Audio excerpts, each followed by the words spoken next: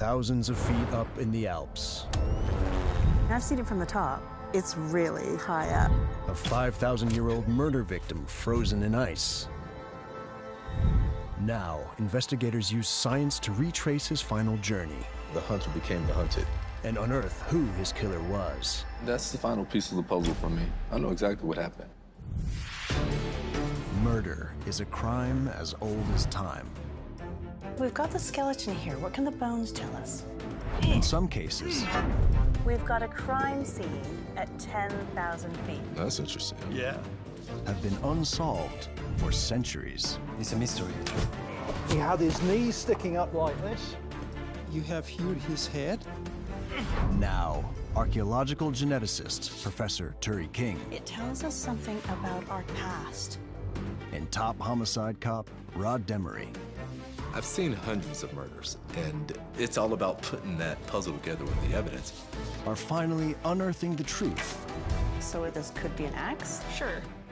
buried in these ancient mysteries.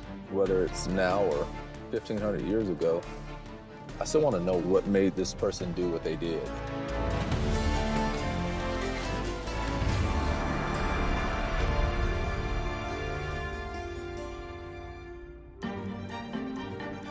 Professor Turi King is in the Italian Alps, on the trail of Europe's oldest unsolved murder, Ötzi the Iceman.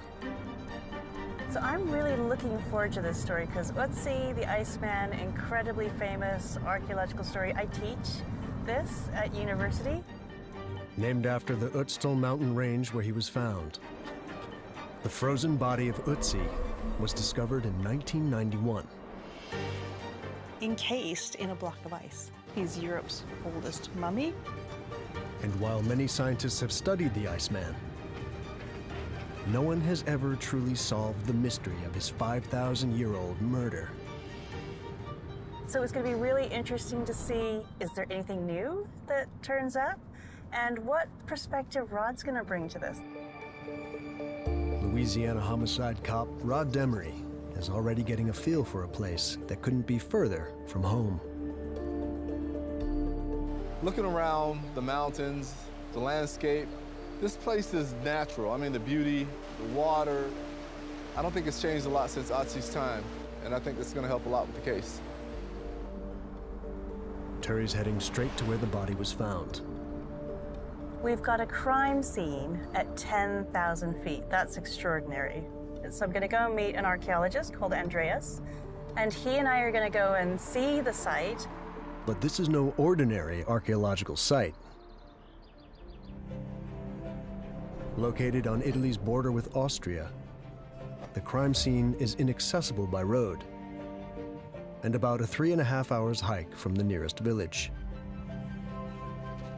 So Turi is being taken to it by air with archaeologist Andreas Putzer.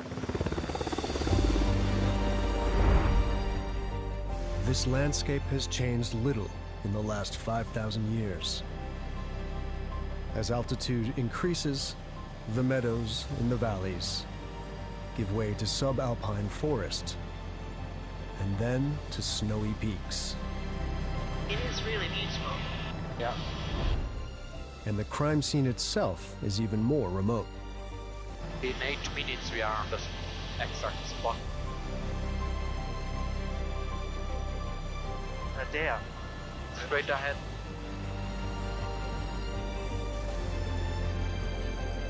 A ridge 10,500 feet above sea level.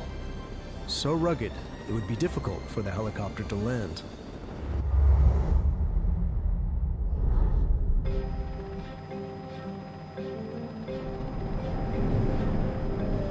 The find site is down there. Now, straight on this rock. The body, face down, was revealed by ice melt during an unusually warm summer. Today, a memorial marks the spot.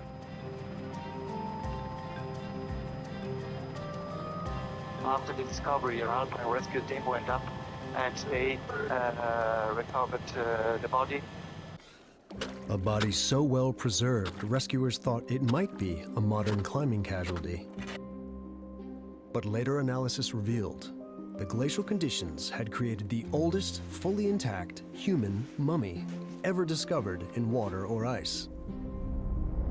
After the ice conserved him for the last 5,000 years. It's the best way to preserve organic material, so that's why we today use freezer for our food. Yeah. The conditions might explain how the victim was so well preserved. But why he was killed, and why here, remains a mystery. So this feels like quite an extreme place for a murder. I mean, it's really remote.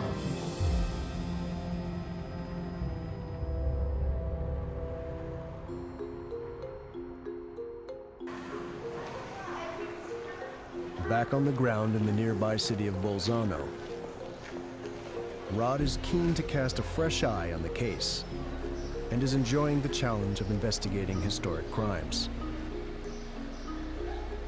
Yeah, I'm really excited to investigate these ancient cases. To know that the same type of case exists, 5,000 years ago, is pretty fascinating. The team meet in their temporary incident room, a mountain chalet near Bolzano. Rod's going to be coming at it with his techniques that he normally uses, and I think it's going to be interesting to hear what Rod has to say on this.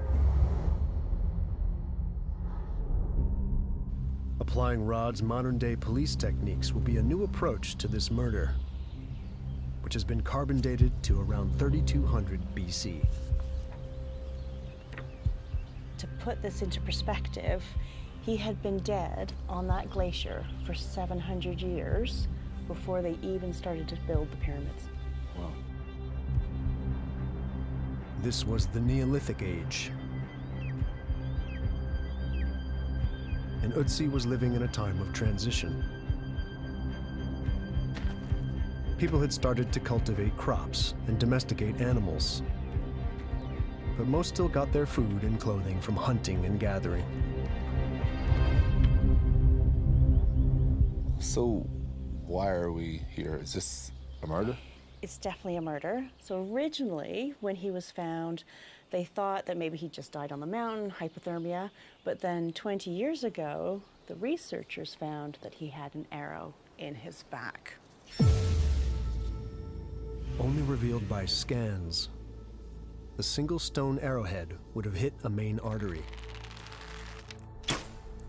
A clear cause of death. Shot in the back with an arrow on a mountain. Two good clues.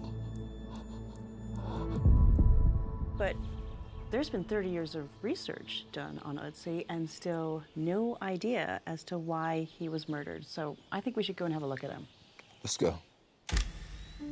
Ötzi's remains are held in a special display chamber in a museum in Bolzano dedicated to Ötzi.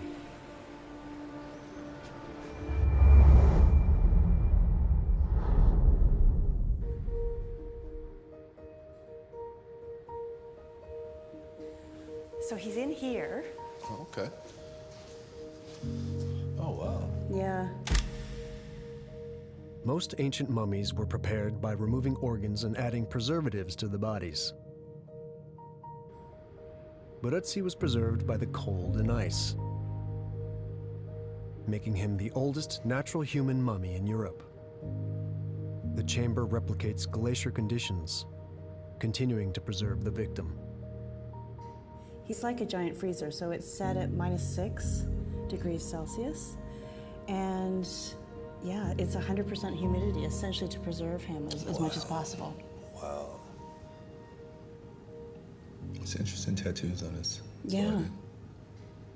Each tattoo is positioned above joints where injuries or strains are most common. Scientists now think Ötzi's 61 tattoos were some form of Neolithic medicine. For Rod, seeing the body is always an important first step of any investigation.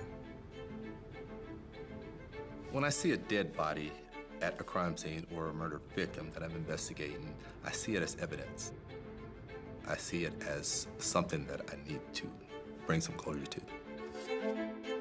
As well as the victim's body, the museum also has some of his clothing. A tunic made of domesticated sheep and goat hides. Shoes that would have been insulated with grass. A bearskin hat. All of which bring the victim to life for Turi. I do feel this when I'm working with archaeological remains. These are individuals. They once had parents, possibly siblings and children, and you want to understand what happened to them. I think that's part of being human. Ötzi also had various possessions. They include a backpack, birch bark containers, likely used to carry warming charcoal embers, a dagger, an unfinished yew-bow, arrows and a quiver, a copper axe, and a pouch of tinder fungus for making fire. All suggest that Ötzi was on some form of journey relatively far from home. Archaeologist Andreas is on hand again to give some context. He had everything that you need to stay for a few weeks on the mountains. What did people do on the mountain there? Still today, the hunters go there to hunt the ibex. I'm convinced that he was up there for hunting. The alpine ibex is a wild goat that lives at high altitudes. Ötzi may have been hunting ibex on the day he died. But what happened next is a mystery. So something happened on the mountain where the hunter became the hunted.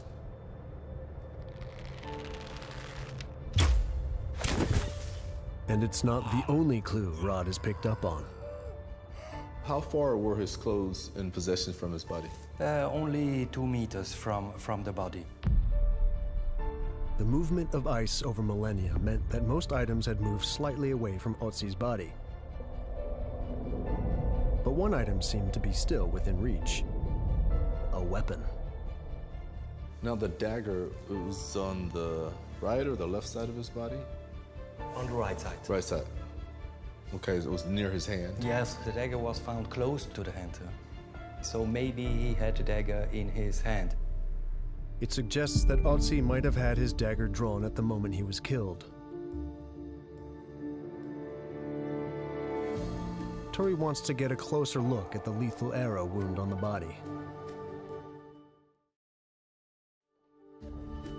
She has arranged to meet a member of the preservation team, Dr. Martina Tauber, who has a full-size 3D scan of the victim's body and his injuries. We are dealing with a body more than 5,000 years old.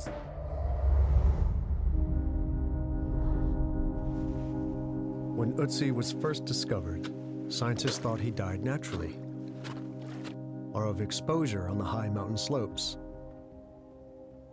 It wasn't until 2001 that a blemish on the X-rays on Ötzi's left shoulder was revealed to be an arrowhead.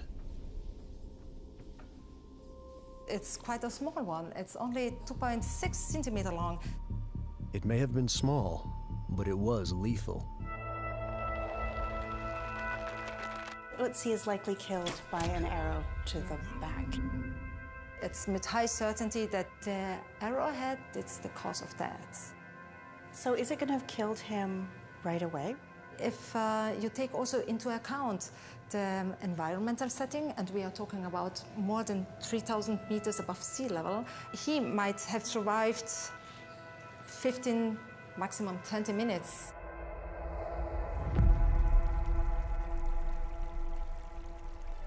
Scientists next set about finding the entry point and discovered a 3/4 inch cut in the skin on Ötzi's back that matched the arrow's trajectory. So does that say something about the position of the attacker relative to Ötzi? It's possible that it was shot from below or whilst leaning over. Rod's on the trail of a suspect. His 14 years as a homicide cop have given him unique insights into how to solve crimes. The most important thing when investigating a crime was finding witnesses. Victimology was a big thing for me. I used to find out everything I could about the victim. The first witness you talk to on a homicide is the person who saw the person last, or the person who found that person. But then the next witness would be someone that knows that community or that history. With a definite cause of death and a suggestion of the killer's position when he fired the fatal shot, Rod wants to find out more about hunting and archery from the time. Oh, hi. He's meeting Neolithic weapons expert Jürgen Junkman at the Valsenalis Archaeopark, a museum close to where Otzi was found.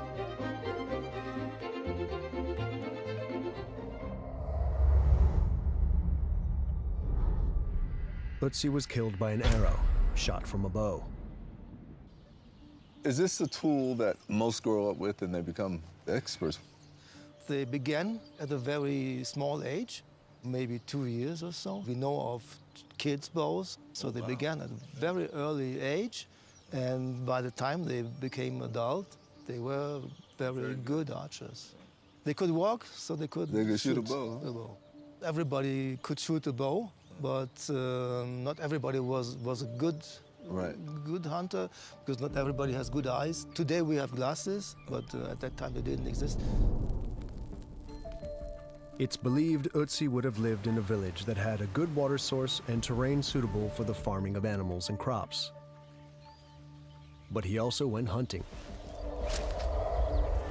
Bows and arrows, are they for strictly hunting or are they used for self-defense? They can be used against humans. And they were used against humans. But how much skill would the murderer need to make that shot?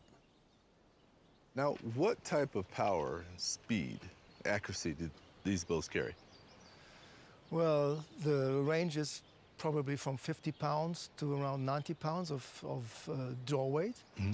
And the speed that you can get with an arrow like that is 120 to 140 kilometers per hour, wow, which is more than enough power to kill a man. The arrow would have been traveling between 75 and 87 miles per hour. Its force would have been determined by its weight, speed, and the draw weight of the bow that shot it. Now you can probably shoot up to 30 meters quite precisely, but everything more would be a lucky shot. So it's pretty impressive. 30 meters is a pretty accurate shot. The position of the entry wound in relation to the embedded arrowhead suggests the shot was fired from a position lower than Otzi's shoulder. So with Otzi's wound, to achieve that type of trajectory, do you have to be in a different shooting position? I would need a crouching position. In hunting, you do not shoot like that, but you normally hide behind some bush and maybe shoot like this. Position of concealment. It's no problem for an experienced archer. Rod has his first suspect.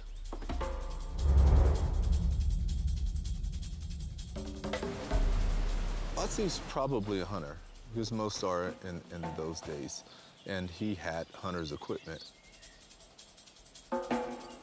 So it's a possibility that he may have been a threat to someone else. Someone may have wanted his resources. He may have wanted someone's resources, or at least they thought so. It's someone that wants to occupy or take what someone else has. They view that person as either weaker or maybe someone that has more than they have. If you kill them, there's no chance of retribution. They won't come back at you.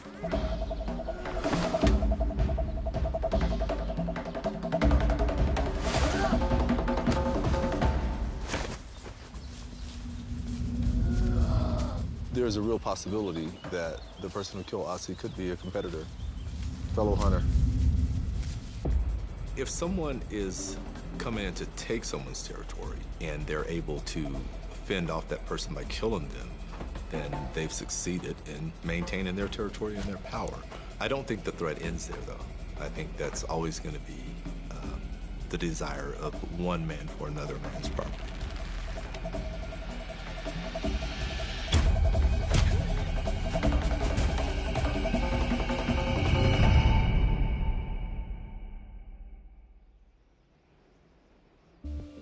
A rival hunter makes sense. They would have had an arrow like the one that killed Otzi. But if they were competing for resources, why didn't they take Ötzi's many useful possessions? Turi is wondering if Martina can help reveal the answer by explaining the other injuries found on Ötzi's body. We have injuries on Ötzi's head.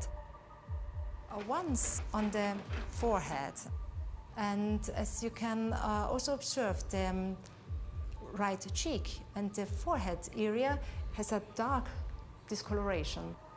It's may have been caused by falling, hitting his head. So that's at or around the time of death, we think? Yes. Okay. The head injuries fit with the picture of how Ötzi fell. He was struck in the back and fell forward, hitting his head as he landed. But there was another wound that seems unrelated to his dying moments. Here you can see it clearly. It's a deep, irregular shaped wound on his right hand between the thumb and the index finger. And it goes from the palm to the back of his right hand and almost deep to the bone. How old is that injury? A tissue sample was taken from the cut. The sample was tested for hemosiderin, a compound that often forms after bleeding, and also hemoglobin, that would indicate the presence of a blood clot. The results showed how long Ötzi had the wound before his death. Biochemical and histochemical analyses identified coagulating blood and hemosiderin. Okay. Suggesting that it was inflicted a few days, 3 days before his death. That's going to have been very painful. He's going to be in a bit of trouble there. Yes, definitely, yes. Ötzi wasn't able to use his hand properly anymore. It was for sure life-threatening for him. What's more, Martina is convinced that the injury wasn't accidental. What could have caused that? When you look also the position, it's a classical defensive wound. So that's not self-inflicted. That's not from him cutting skins or as part of hunting. No. As you can imagine, an opponent attacks you, then you try to defend yourself and protect your head. And sharp weapon enters in your flesh. 3 days before his death, it appears Ötzi might have been in a fight and been badly hurt. This would have been particularly bad if this was Ötzi's dominant hand. Do we know if Ötzi was left or right-handed? We know that Ötzi was right-handed because on his dagger, for example, and also other pieces of his equipment, fresh marks was identified from resharpening and repairing from a right-handed person. So yes, Ötzi was right-handed. That's amazing you can tell that now, 5,000 years later. Yeah, that's so cool. Definitely, yeah. The fact that Ötzi is right-handed may seem irrelevant, but small details can be crucial to a murder investigation. Jürgen can point out something on Ötzi's arrows that could be crucial to the investigation, and it's to do with the fact that Ötzi was right-handed. His quiver had 14 arrow shafts, but only 2 were properly made and ready to fire.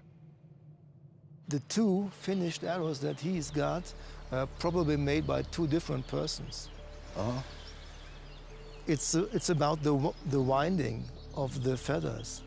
And the one was probably wounded by somebody who is right-handed, and the other one by somebody who is left-handed, and he turned it the other way around. Right. And also the other arrow is longer than his quiver, so it didn't fit inside. It didn't fit inside the quiver. So it was definitely not his own arrow that he made.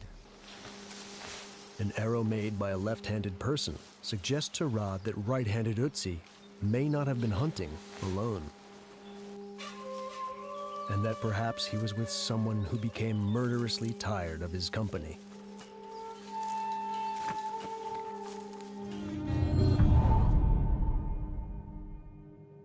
Murder usually involves somebody that you know, or somebody that you have some sort of relationship with. And people that kill people that they work with may have had a dispute. There's always some sort of close relationship, everyday interaction that can bring it to a boiling point. Maybe he's on a hunting trip. you know, with people he knows, friends he knows. They're kind of just chasing game around.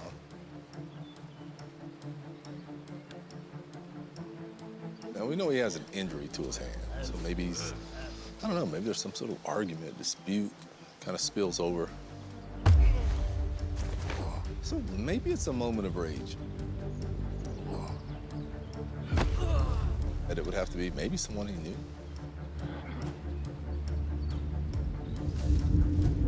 Rod's experience tells him that passion killers rarely steal items from their victims, making it more likely that his killer was a companion, not a competitor. There may be some sort of resentment there.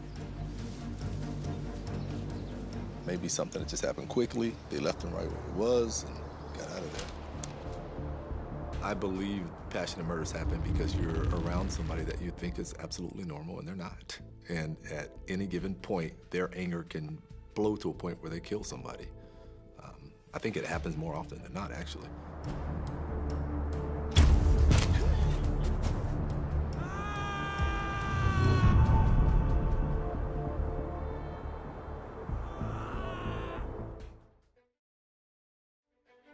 Rod needs to learn more about the community Otzi lived in to understand who else might have had a grudge against him. Sylvia Tumler demonstrates Neolithic life at the Val Sanalis Archaeopark. She's worked here since 2019 and is very familiar with the life Otzi would have lived. Wow.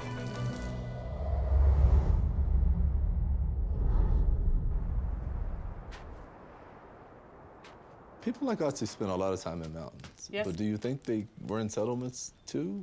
Yes, I'm pretty sure they have some family or a family clan. Some had to go in the mountains for hunting, or maybe being a shepherd, or for getting herbs and trading. Yes. Kind of like now, you know, some people live in the country and they go to the city to. Yes. Yeah. These settlements focused on making clothes and tools and farming.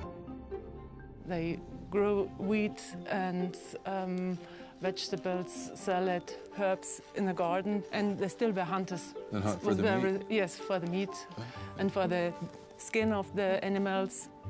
But of all the everyday things that Otzi had in his possession, a small dagger, a leather pouch, bows and arrows, there was one item that would have made him stand out from the rest of the hunters in his community.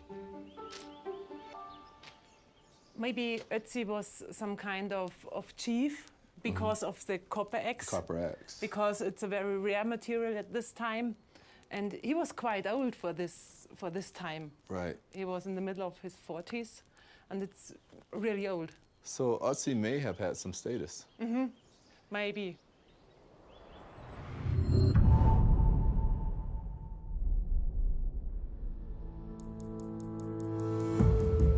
To find out more about the copper axe, Turi is meeting Professor Albert Zink, one of the world's foremost experts on Otzi.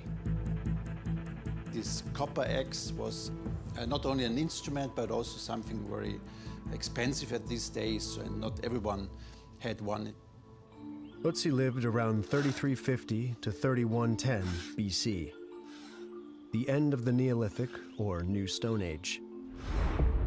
This is when people started to smelt tin and copper to make tools and weapons. The copper ore in Otzi's axe came from southern Tuscany in Italy, suggesting his people had trade links further afield. We don't know if Otzi traveled to get this metal or if the traders came to him, but one thing is certain. Otzi's axe was groundbreaking for its time, heralding the beginning of a new era, the Bronze Age. But what did this mean for Otzi? The copper axe was actually the only thing made out of metal. We could assume he had a higher social status, but there are a lot of open questions around him, to which community he belonged, and whether he was really a leader or just somebody with a somehow higher social status. The fact that such a high-status object was left with the body is a puzzle. It's not theft, because somebody would have taken the axe, surely. It's quite surprising because I also would have expected that if somebody has killed him, he would take away this axe. An explanation for that could be that somebody didn't want to get exposed. Sometimes people are killed with the pure intention to kill the person and without any interest in his belongings. So the main goal is to kill him and then go away and leave everything like it is. For Rod, the presence of a status symbol like the axe points towards a power play that is all too familiar in his work. There's a possibility that Otzi's high status by the axe, the rarity of it, it being something that was very coveted at the time. And the person who killed him may have been high status as well. I think the fact that Otzi was shot in the back at a considerable distance is probably indicative of Otzi being a very capable person. And the person who wanted to kill him wanted to sneak up on him. They didn't want the fight, they didn't want the trouble. Just get in, get out, one shot, one kill, it's over. Otzi's high status meant that he could have been a leader. Examination of his thigh bone has revealed he was around 45. Old at a time when it's thought the average life expectancy could have been between 20 and 28 years old. Perhaps someone else wanted to take over.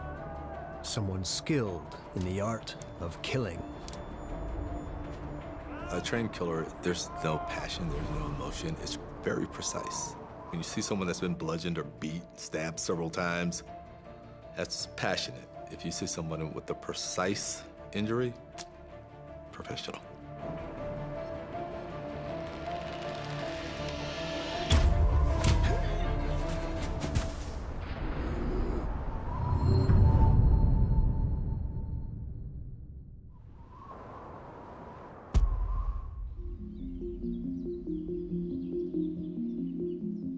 Back in the incident room, Rod and Turi meet to discuss their findings.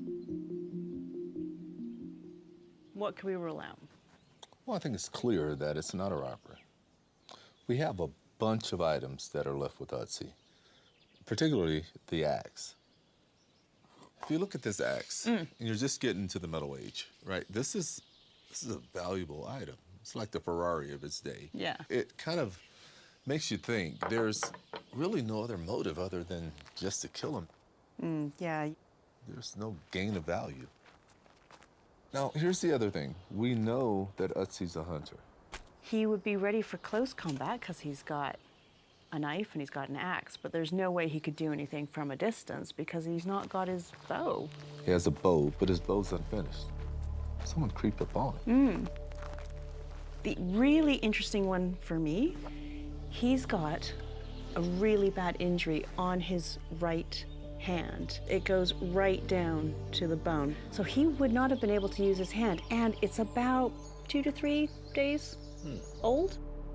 Yeah, it's really interesting to have a defensive wound. That means there's some sort of physical conflict.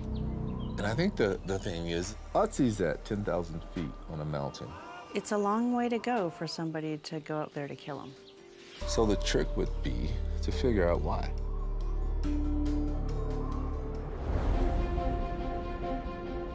Otzi's body was found at 10,500 feet, around 6,500 feet higher than the likely location of his village. Turi is hoping science can help her track Otzi's final journey into the mountains. One of the really interesting things you can do these days is pollen analysis. Archaeobotanist Dr. Klaus Ogle has analyzed plant protein found in Otzi's body. If you're eating bread, you're consuming pollen, but also by breathing the air, there's always pollen of the environment around. So they tell us something about the environment where he stayed. Just like all alpine areas, the Ötztal Alps have a tree line, the altitude where trees stop growing. Beneath it, arboreal or tree pollen dominates. Above it, grass or herbal pollen is more common. Since Ötzi was found above the tree line at over 10,000 feet, Klaus expected to find mainly herbal pollen in his system, So Klaus, what kind of pollen are you finding? The major pollen has been arboreal pollen. Not only was the majority of pollen from below the tree line, it was well below. More than 50% came from the hop hornbeam. Hop hornbeam is a tree in the birch family.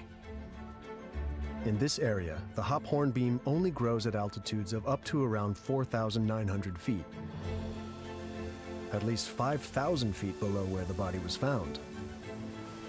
So Ötzi had covered some distance in the hours prior to his death. We have the hop hornbeam now just right behind you. Oh, wow. Not only could the pollen in his system determine the height that Ötzi was at before his death, but it could also tell Klaus when he was there.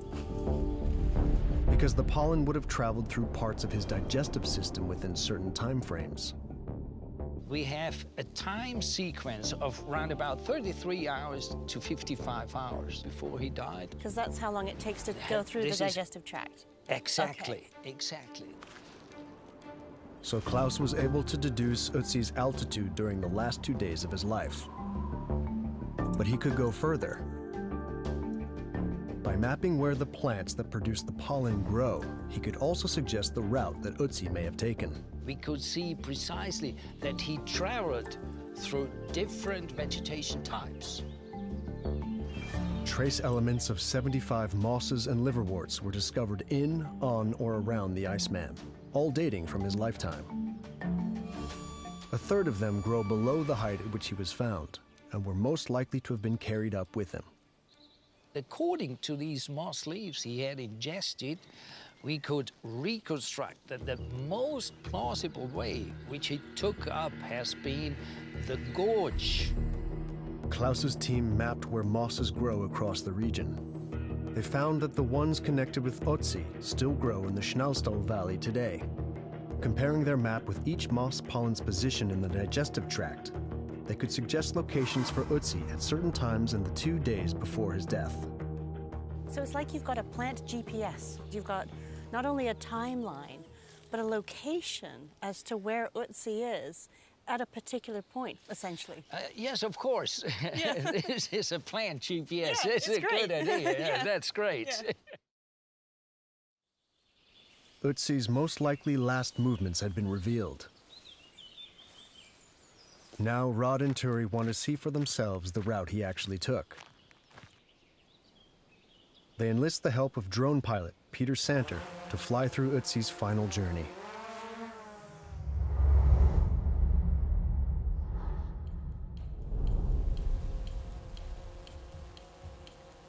So it's really incredible. We actually know Ötzi's last movements. So we don't know quite where he's starting from, but we know it's in the tree line at about 8,000 feet. The pollen found near the end of Ötzi's digestive system was consumed around 33 hours before his death. This reveals that at this time, Ötzi was at least 19 miles away from the crime scene, near the southern end of the Schnallstall Valley, and around 8,200 feet up near the tree line. He could have been at any of these 4 points on the valley sides. We know that then he's following all the way along the valley floor, and that's 12 hours before he dies.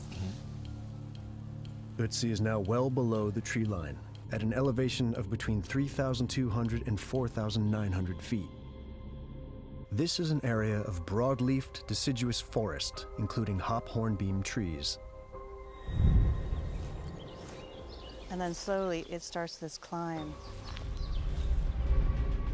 The pollen that was in Ötzi's small intestine shows that between 4 and 7 hours before his death, he was back in an altitude of between 5,900 and 8,200 feet. He's moving further up the valley, where dwarf pines and spruce forests grow. This is the last bit, apparently, just before he gets up to the top to 10,000 feet. Yeah, it just looks dangerous. Yeah. I mean, I've seen it from the top, and it's really high up. Yeah, incredibly steep climb, actually. Yeah. Now, in the final hours of his life, Ötzi is climbing up, to over 10,000 feet to the scene of his death. Here, the terrain is much more treacherous. Yeah, you know, from a tactical standpoint, you have all sorts of routes to evade people. You have all sorts of concealment, a lot of rocks for cover. Definitely evading someone. Yeah, he's on the run. With 250 murder investigations behind him, Rod has seen how far many killers will go when motivated by personal rage. If you're looking at people who commit murder and why they commit murder, that doesn't change. So maybe it's a personal feud. Someone would have to have a really good reason to follow him up that mountain. In Rod's experience, there's one very good reason why a killer would go to such lengths to kill another person.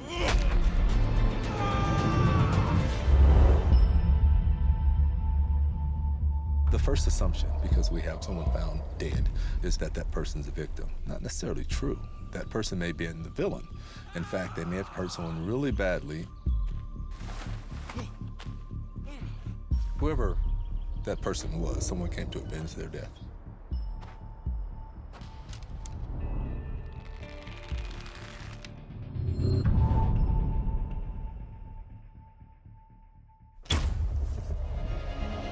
Rod and Turi return to the incident room. They're still trying to make sense of Ötzi's climb up the mountain. That journey is just incredible. It is, and it's in the last 12 hours of his life. So this is not going to be an easy journey to make. And I think when we talk about his hand injury and the time frame, it could have happened here at 8,200 feet, but probably more likely at 4,000 feet. There are people in the valley. There are people in this little village here. It's possible that he got into an altercation here. I think maybe something happened and he was trying to get away. Without evidence, the team can't pin Ötzi's murder on any one suspect. There's one more piece of scientific analysis to explore. Maybe understanding Ötzi's diet and health will help us figure out what's going on here.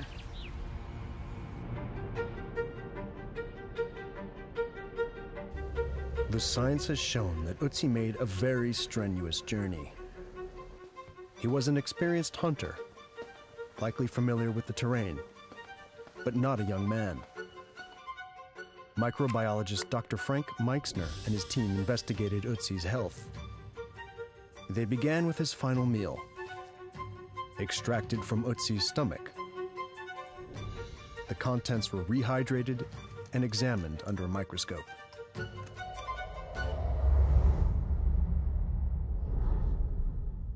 So we have here the stomach content. When did he have his last meal? Yeah, actually shortly before he died. So this is also quite surprising. So he had a big meal. The full stomach was completely filled actually. And this material, yeah, it was chewed, but it was not yet digested. Magnified multiple times, the team could discern undigested fibers of plants and meat. Testing these for proteins, lipids, and DNA, they discovered that Ötzi's final meal included ibex and red deer meat, along with wheat and trace elements of bracken fern, which he may have wrapped around his food to carry it. That's not somebody who's on the run, who's eating little bits on the go. That sounds like a full meal. It tells you a little bit about what his mindset might have been. He was pretty comfortable. I mean, the fact that he's got a full stomach. And to feel secure and safe enough to stop and actually have a meal. Yeah. This would seem to indicate Ötzi was feeling better about his situation, possibly believing he had reached a place of safety. But the research team also found some bacteria that may have made him anything but comfortable. Yeah, we have the stomach pathogen Helicobacter pylori, which can cause gastritis or even more severe diseases. Is it possible that he suffered from this? He would be ill and definitely had stomach pain, yeah. And this wasn't the only condition Frank's team found. He suffered of atherosclerosis, actually. So if he would not be maybe been shot by an arrowhead, he would have had a heart attack, actually. Atherosclerosis sufferers have a buildup of plaque in their arteries. This causes thickening and hardening, making it difficult for blood to flow. So he's basically got heart disease. Altitude affects the heart, and this condition would have made his climb even more difficult. If he's got this heart disease and he's going up a mountain, wouldn't he feel the effects of it? Maybe shortness of breath? It could be that he already had some symptoms. Scientists also discovered signs of arthritis in Ötzi. The tattoos on his body may have been some form of acupuncture treatment. It sounds like Ötzi was in bad health. Yeah, you know what? And that's the final piece of the puzzle for me. I know exactly what happened.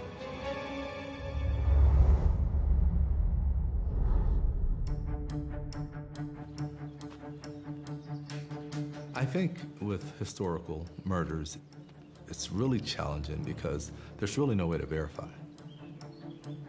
The challenge is matching up all your evidence with what you have and telling the story. From the evidence that we have, this is completely interpersonal violence. It's nothing but that. The fact that there's nothing taken. I also would have expected that if somebody has killed him, he would take away this axe. There's injuries. It's a classically defensive wound. The cuts on Otzi's hands indicates there was a fight. There was a knife fight. He probably killed someone a few days before, and someone came to avenge that person's death.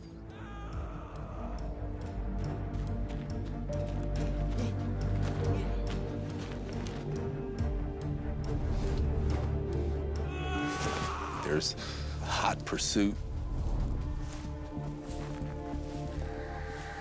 I think when he leaves the valley floor and goes back up to the mountain, he is looking for a safe place of refuge. He was not in the greatest condition. I mean, his heart disease, his arthritis, his injuries, he had to have needed to make that journey.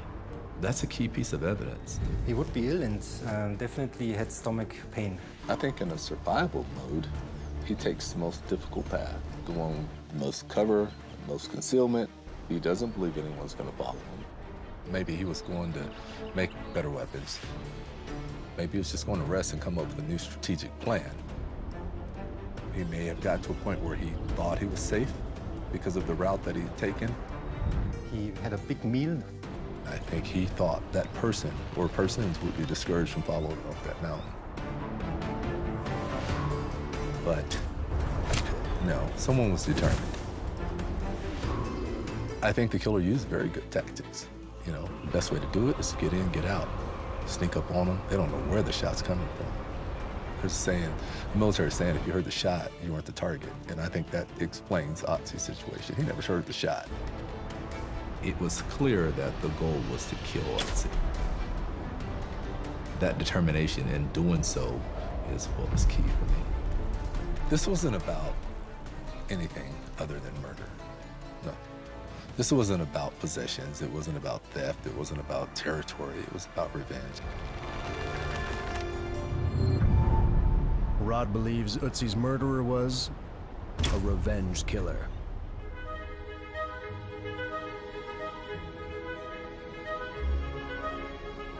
I think investigating Ötzi was an incredible experience. In that the science was so fantastic. The pollen and the plant analysis, that was absolutely fascinating. The fact that you can use that almost as a sort of a GPS to give you a really amazing picture of what was going on in the last couple of days of Ötzi's life. I mean, I think that's absolutely extraordinary at 5,000 years distance. What was interesting is that you can see the story from where he was, where he ended up, some of the injuries that he had until his final death. If you were to take away the fact that this happened 5,200 years ago, you would think it happened yesterday.